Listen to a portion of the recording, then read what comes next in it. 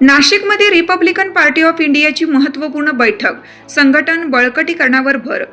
समाज परिवर्तन, संघटन बळकटीकरण आणि आगामी राजकीय वाटचालीच्या अनुषंगाने Republican party of India Athawale गट, नाशिक जिल्हा कार्यकारिणी, तालुका अध्यक्ष व महासचिवांची महत्त्वपूर्ण बैठक रविवारी नाशिक येथे उत्साहात पार पडली.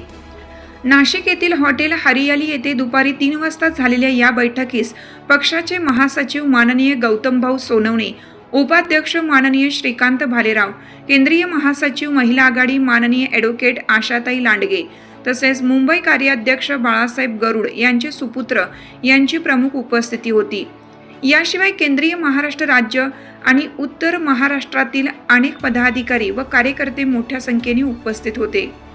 याच बैठकीमध्ये रिपब्लिकन पार्टी ऑफ इंडिया राष्ट्रीय अध्यक्ष तथा सामाजिक न्याय राज्यमंत्री नामदार रामदासजी आठवले साहेब यांच्या आदेशानुसार नाशिकचे ज्येष्ठ नेते व माजी नगरसेवक संजय मोहन भालेराव यांची Republican party of India Athawale गट नाशिक जिल्हाध्यक्षपदी नियुक्ती करण्यात आली.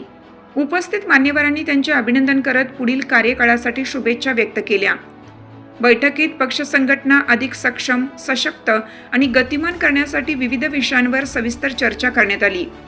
जिल्हा व तालुका स्तरावरील संघटन विस्तार, नवीन सदस्य नोंदणी, युवक व महिला आघाडीची बळकटी, सामाजिक न्यायाच्या प्रश्नांवर प्रभावी भूमिका आणि आगामी राजकीय वाटचालीबाबत मार्गदर्शन करण्यात आले.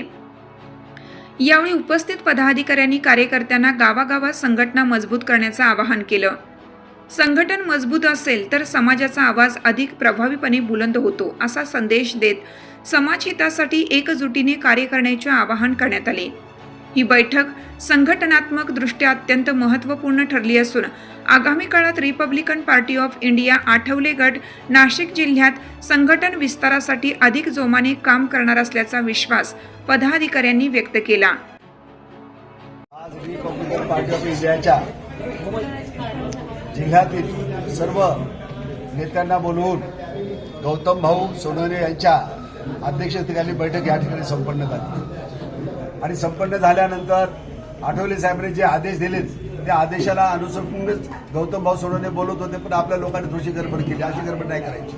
त्याचं कारण असं आहे की मी पाठीमागे वसंत पवार असताना अशीच गडबड झाली होती, तेव्हा संजय तिथे होता, इगतपूरला बैठक अशी झाली होती आणि बैठक झाल्यानंतर त्या बैठकीमध्ये एकमेकांना बघतो किशोर घाटे स्टेजवर आला, माझ्या टेबलावर उभा राहिला, मला बोला काका हे करा. अरे म्हटलं शांत राहा, हे नाशिकची मंडळी गडबड केल्याशिवाय राहणार नाही, त्याला थोडीशी गडबड करू द्या आणि नंतर हॉस्पिटलला मी जाईल म्हटलं. अशा पण त्यांना ते सांगितलं होतं. त्यानंतर तो किशोर खाली उतरला बाजूला झाला. आजही थोडंसं आपण तसंच दाखवलं, प्रात्यक्षिक पहिल्यांदा केलं नंतरही केलं. असं नाही करायचं. गौतम भाऊ जे महासचिव आहेत रिपब्लिकन पार्टी ऑफ इंडियाचे, ते फार महत्वाचे घटक आहे आणि त्यांना जे बोलायचं होतं तेच बोलत होते, पण आपल्या लोकांना ते कळायच्या पलीकडे गेले. त्यांना असं वाटलं की गौतम भाऊ सोनवणे नाव जाहीर करतात की नाही, आणि शेवटी नाव जाहीर करायचं असतं ना.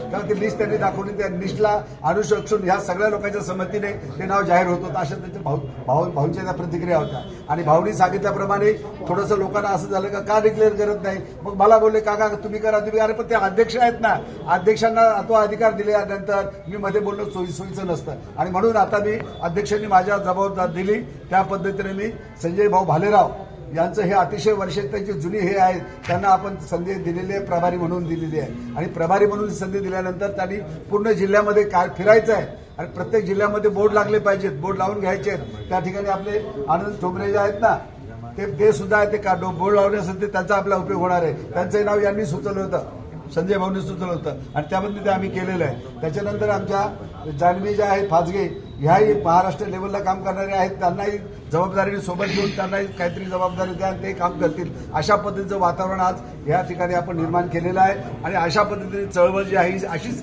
संघर्षमय राहिली पाहिजे आणि हा संघर्ष जो आहे आपले जे संघर्ष आपसात करण्यापेक्षा आता दुसऱ्याशी संघर्ष करायचा आहे. डॉक्टर बाबासाहेब जसे बोलले होते, सुशिक्षित व्हा, संघटित व्हा आणि संघर्ष करा.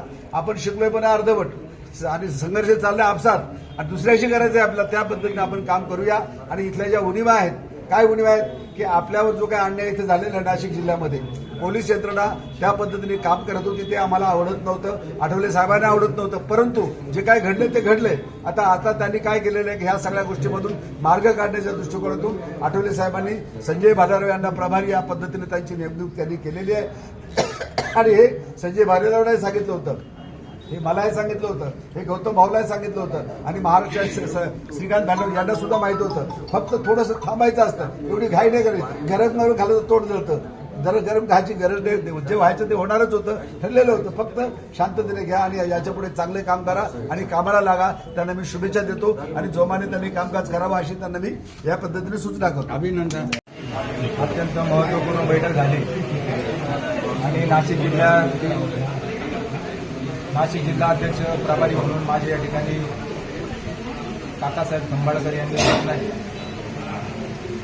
मी या ठिकाणी एवढं सांगू इच्छितो की गेले 40-45 वर्ष या चळवळीमध्ये मी घालवतो, परंतु सातत्याने संजय भालेराव आहे भोजकरू, चांगला कार्यकर्ता, सर्व कार्यकर्त्यांना सांभाळून घेणारा, जिल्ह्यामध्ये चांगली प्रतिमा असलेला कार्यकर्ता, परंतु काही जे असंतुष्ट लोक सातत्याने माझ्या राजकीय असेल, सामाजिक असेल, चळवळीमध्ये अडथळा निर्माण करून संजय भालेरावला सातत्याने डॉमिनेट करण्याचा प्रयत्न करत होते. परंतु मी अत्यंत पक्षाचे एकनिष्ठ कार्यकर्ता आहे. मला अद्यापपर्यंत कुठलंही व्यसन नाही, कुठला शोक नाही. चळवळीसाठी झोकून घेणं हाच माझा ध्यास आहे. अनेक कार्यकर्ते बघितले मी की रिपब्लिकन पक्षाच्या नावावरती आपल्या स्वतःची पोळी वाजवून स्वतःचं नाव कसं होईल यासाठी सातत्याने प्रयत्न करतात. परंतु गेल्या 15 मे रोजी आठवले साहेब या नाशिक जिल्ह्याच्या दौऱ्यावर होते आणि त्यांनी मला एक संकेत दिला. या ठिकाणी आमचे किशोरदादा होते, आदरणीय काकासाहेब खंबाळकरजी होते आणि त्यांच्या समवेत मी देखील गाडीमध्ये होतो आणि साहेबांनी त्याच वेळेला आदेश दिला होता की संजय भालेराव यांना नाशिक जिल्ह्याचा प्रभारी म्हणून आपण या ठिकाणी घोषित करायचं. परंतु 3-4 बैठका झाल्या. 3-4 बैठका आपण अत्यंत प्रेमाने, म्हणजे कुणाला वाटत असेल की आपण एखाद्याला बाजूला ठेवून, बाजूला सारून, म्हणजे पक्ष असेल किंवा मी असेल, अजिबात माझा प्रयत्न नाही. परंतु कुठेतरी मलाही वाटतं की माझे जे अडथळे माझ्या बाबतीतच का असं घडतं. म्हणजे जो कार्यकर्ता प्रामाणिक काम करतो त्यासाठी सगळी 84 टीम जर एकत्र येत असेल तर मला देखील मग त्या तसंच उत्तर द्यावं लागतं. परंतु मी माझ्या बळाचा, माझ्या बुद्धीचा वापर मी या माझ्या कार्यकर्त्यांसाठी कधीच करणार नाही. माझा पक्ष कसा वाढेल, बाबासाहेबांचे विचार कसे वाढतील, या चळवळीला चांगले दिवस कधी येतील यासाठी मी सातत्याने प्रयत्न करेन. आणि काकासाहेब, मी आपल्याला या ठिकाणी आश्वासित करतो, जर मी या कामामध्ये जर कुठे कमी पडलो, माझ्या कामात जर तुम्हाला कधी कसूर वाटला तर माझं प्रभारी पद देखील आपण या ठिकाणी काढून टाकावं असं मी तुम्हाला जाहीर करतो. मी काही पदासाठी जिवंत राहणारा माणूस नाही. अनेकांनी फक्त पदं लावून घेतलेली आहे आणि स्वतःचा टेंबा मिरवता, काम शून्य, असे अनेक लोक आहेत. त्यांनी फक्त एकत्र यायचं. ही जी नाशिकची किंवा मुंबईची मंडळी ज्या वेळेला येतील आणि असं भासवायचं की या जिल्ह्याचा सगळा कारभार आमच्या खांद्यावर आहे असं दर्शवण्याचा सातत्याने प्रयत्न करतात. परंतु मी अत्यंत प्रामाणिक कार्यकर्ता आहे. काका, या ठिकाणी ही काही घटना घडली, हा आमचा एक म्हणजे एक रोष होता. आमच्या बाबतीत काय घडतात ज्यावेळेला आता ही प्रमोदजी बागुल वगैरे ही मंडळी वर्षानुवर्षे, संजय गायकवाड असतील, दादा असतील, ही अनेक माणसं आहेत, ही सगळी चळवळीतली माणसं आहेत. अनेकांनी या ठिकाणी काम केलेलं आहे. आणि मग आमच्याच वेळेला का अशी बिल्डिंग लावली जाते, का आमच्या विरोधात षडयंत्र रचले जातात. आता आम्हाला काही कळत नाही का कोण कोणाला फोन करतं, कोण कोणाला काय करतं, आमच्या बाबतीत काय विष पेरलं जातं. हे रोज आम्हाला ज्या कार्यकर्त्यांना फोन करतात त्यांचा लगेच फीडबॅक मला त्याच वेळेला येतो. कोण फोन करतं का काय आम्हाला सगळं कळतं. परंतु आम्ही संयम ठेवतो. आम्हाला वाटतं नको वादविवाद व्हायला, परंतु आम्ही काय हातामध्ये बांगड्या घातलेल्या नाही. मी पण स्वतः M.Com एमपीड आहे आणि हा नाशिक जिल्ह्याचा श्री राहिलेला आहे. माझ्या रक्ताचा जोपर्यंत थेंबे तोपर्यंत मी समाजासाठी लढेल. या ठिकाणी विकासजी घोडे आहेत, आमच्या घोडे आहेत. ही सगळी माणसं आमच्यासाठी खूप काम करणारी आहेत आणि मी पुनश्च एकदा आपल्याला या ठिकाणी आश्वासित करतो, जर मी या कामामध्ये आपण दिलेल्या जबाबदारीमध्ये, आठवले साहेबांनी दिलेली जबाबदारी, आपण असाल, गौतमजी असाल, काका असेल, यांनी जी श्रीकांतजी असेल, ही जर जबाबदारी पेलण्यामध्ये जर मी कुठे कमी पडलो तर निश्चितपणानं आपण मला देखील या पदावरून पदमुक्त करावं.